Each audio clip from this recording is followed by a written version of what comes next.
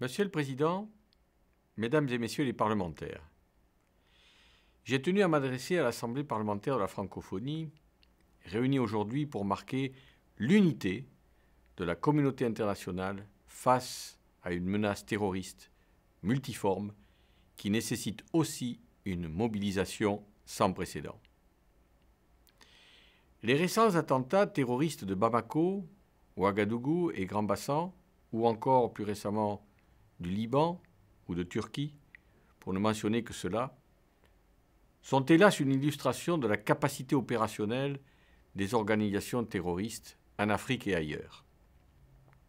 Ces attentats ont également démontré que ces groupes terroristes pouvaient changer de cible très rapidement et, en Afrique par exemple, frapper au-dessous de la zone sahélienne, placée sous le contrôle pour une première partie de la MINUSMA et pour une autre partie de l'opération Barkhane.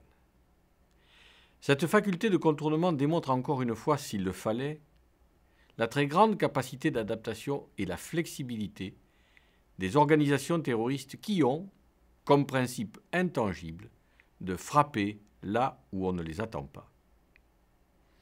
Ce qui revient à dire que le terrorisme est une menace mondiale qui exige une réponse mondiale. Nul pays n'est à l'abri de la menace terroriste.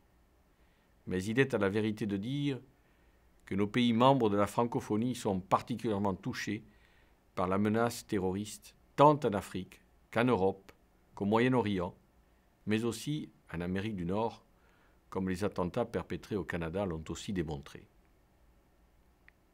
Alors comment pouvons-nous faire face à cette menace et y répondre efficacement? Il est clair qu'une approche purement nationale ne fonctionne pas. De plus, la réponse ne peut être que multidimensionnelle.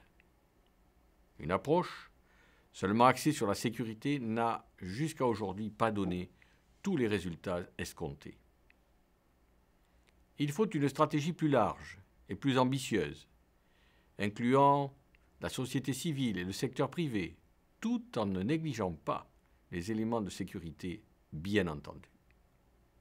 Or, à la fois en votre qualité de député de vos parlements nationaux et de membres de l'Assemblée parlementaire de la francophonie, vous avez un rôle clé à jouer dans ce travail stratégique.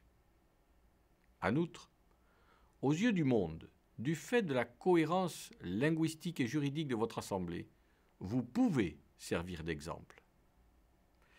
Grâce à ces éléments partagés, vous pouvez aller encore plus loin. Tout d'abord, dans le cadre de la ratification et de la mise en application des instruments internationaux contre le terrorisme, qui ont très bien défini, au niveau mondial, la très grande majorité des actes de terrorisme grâce à 19 conventions et protocoles, ainsi que, ensuite, pour la mise en œuvre des résolutions du Conseil de sécurité des Nations Unies, 1367 et 2178 en particulier sur les combattants terroristes étrangers. Ensuite, encore, par l'adoption cohérente entre vos différents parlements de législation nationale conforme à ces instruments, ce qui permettra dans le même élan de respecter l'état de droit et de protéger les droits de la personne humaine, mais aussi de fonder nos actions sur des législations bien équilibrées qui tiendront aussi compte des éléments de prévention. Ces législations compatibles constitueront ainsi une base non seulement solide, mais absolument indispensable pour la coopération internationale en matière pénale, en vertu et au regard du principe de la double incrimination. En effet, le juge qui fait face à une demande d'extradition ou d'entraide judiciaire doit retrouver dans sa propre législation nationale les éléments de l'infraction ou des infractions sous-tendant la demande en question d'extradition ou d'entraide judiciaire. Une autre série d'instruments pourront aussi vous servir dans cette démarche. Pour les pays francophones qui ne l'ont pas déjà fait, il faudra ratifier la Convention d'entraide judiciaire et d'extradition contre le terrorisme qui a été adoptée par les ministres de la Justice de la francophonie. Il est également essentiel que vous veilliez à ce que les États réforment le plus rapidement possible leur législation en vue de criminaliser, d'incriminer le recrutement des combattants terroristes étrangers et la participation à une entreprise terroriste à l'étranger pour enfin consolider les enquêtes et les poursuites judiciaires ainsi que le système de recueil d'éléments de preuve visant les combattants terroristes étrangers. En outre, pour endiguer d'une manière efficace le flux de ces combattants terroristes étrangers, les États et les sociétés en général, y compris le secteur privé, doivent travailler en étroite collaboration pour l'échange de renseignements et pour la prévention de la radicalisation. Or, dans vos circonscriptions respectives, vous êtes des leaders d'opinion. Bougez les idées et les gens. Dites-leur combien la lutte contre le terrorisme nécessite un effort collectif et surtout, dites-le aussi à vos gouvernants, puisque vous êtes bien placés pour le faire.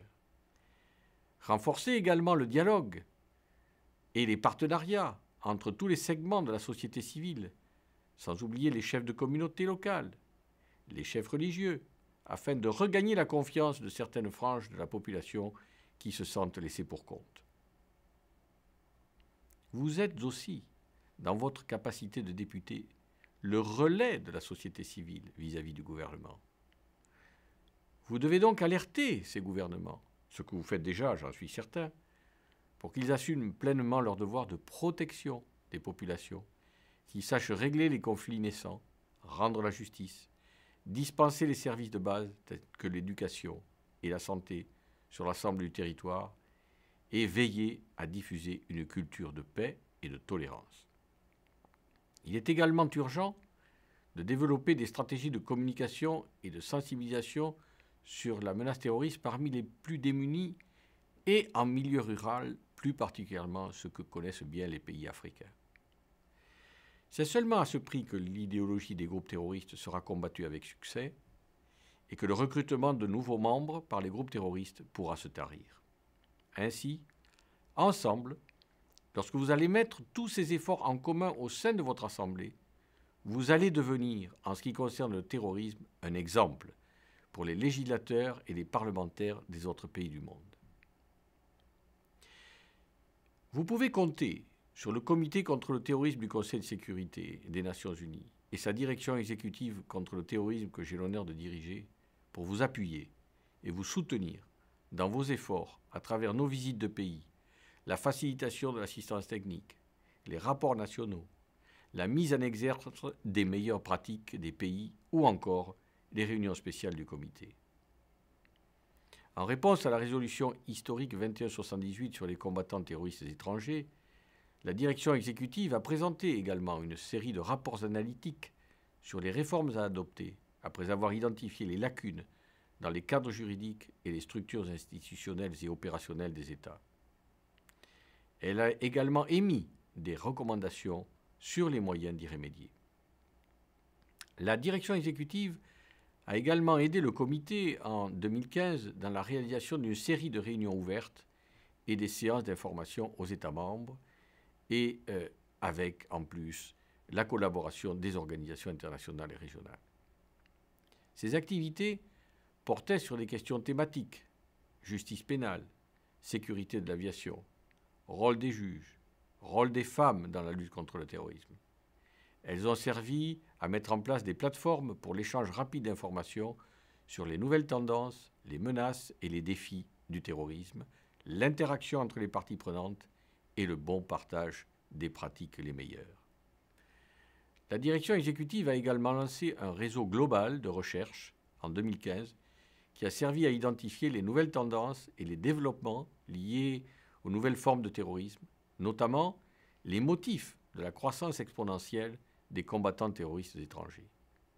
Nous avons également travaillé avec le comité à sensibiliser le public à un large éventail de questions liées à la menace terroriste, telles que les prises d'otages contre rançon ou encore les moyens d'empêcher notamment les terroristes d'exploiter les médias sociaux et Internet pour recruter des terroristes et inciter à des actes terroristes.